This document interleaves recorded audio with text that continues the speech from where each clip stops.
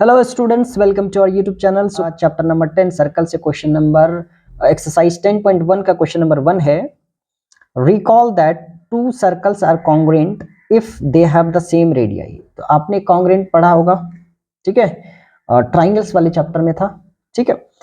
सो अगर कोई दो चीज कॉन्ग्रुएंट होगा तो उसके लिए क्या चीज इंपॉर्टेंट है कि उसका शेप एंड साइज दोनों इक्वल होना चाहिए। सो दो सर्कल में कॉन्ग्रुएंट कब हो जाएगा? जब उसका रेडियस क्या होगा? आपस में इक्वल होएगा। तो ये रेडियस, ये सेंटर सर्कल का ओ, इसको मैं सर्कल का ओ डैश ले लेता हूं और इसका रेडियस क्या होएगा? आपस में इक्वल।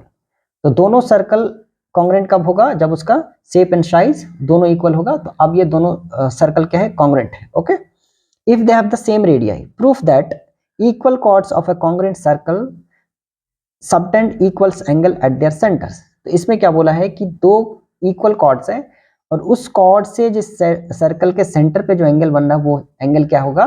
इक्वल होगा। ये हमें प्रूफ करना है। सो लेट्स से कि यहां से हम लोग एक कॉर्ड ले लेते हैं और इस पे भी एक कॉर्ड ले लेते हैं, इसका नेमिंग कर लेते हैं, इसका नेमिंग ए बी और ये सी डी। अब ये गिवन में क्या लिखेंगे कि ये दो इक्वल कॉर्ड्स है हमारे पास, A B equal to C D क्या है? Two equal chords. ये क्या है? गिवन में है और ये कॉर्ड्स है, ये इक्वल है।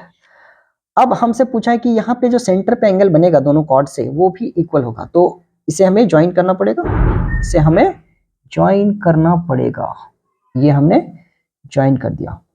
ओके, ये हमने ज्वाइन कर दिया, ठीक। अब यहाँ पे जो एंगल बनेगा सेंटर पे, ये वाली जो एंगल है, ये वाली एंगल, इसे हमें इक्वल शो करना पड़ेगा। कैसे शो करेंगे? तो इस वाले ट्राइंगल और इस वाले ट्राइंगल को अगर कॉन्ग्रुएंट प्रूफ कर दे तो हमारा काम बन जाएगा। सो ये क्या हो जाएगा? ओ ए क्या हो जाएगा? रेडियस। ओ बी क्या हो जाएगा? ये भी रेडियस, ये भी रेडियस, ये भी रेडियस। ओके, और A B equal to C D already given है, तो ये भी आपस में क्या होएगा? इक्वल है, ये आपस में इक्वल है।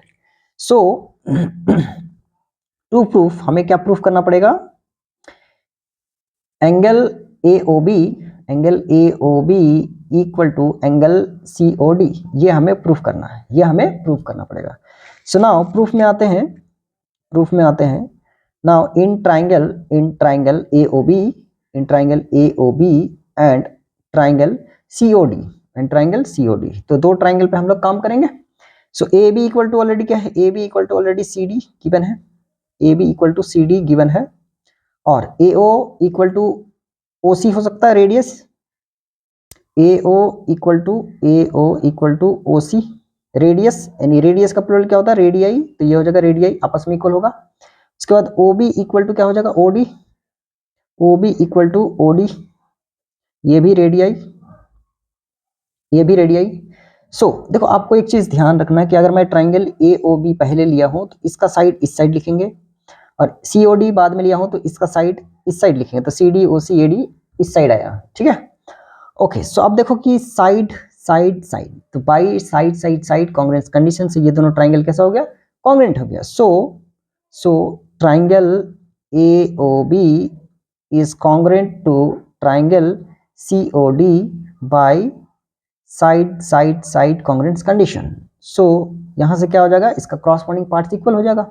सो यहां से क्या लिख सकते हैं कि एंगल ए ओ बी, यानी angle A O B equal to angle C O D, ये क्या क्या हो जाएगा? By C P C T, ये हो गया प्रूफ्ड, ये हो गया प्रूफ्ड।